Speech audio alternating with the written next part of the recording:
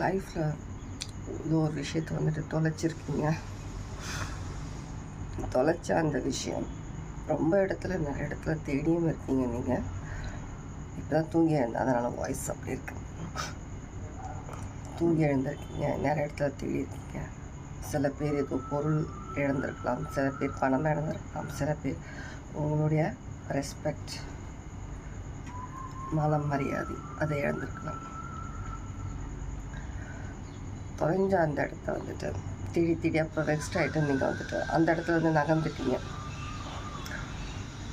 வேண்டாம் நமக்கு இது அப்படின்னு சொல்லிட்டு. ஆனால் கடவுள் என்ன பண்ணுறாருன்னா,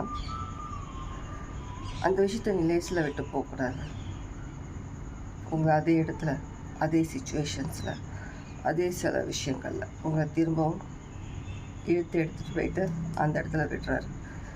எந்த இடத்துல தொலைச்சியோ அந்த விஷயங்களை திரும்ப தேடு. இந்த தடவை உனக்கு கிடைக்கும், கண்டிப்பாக கிடைக்கும்.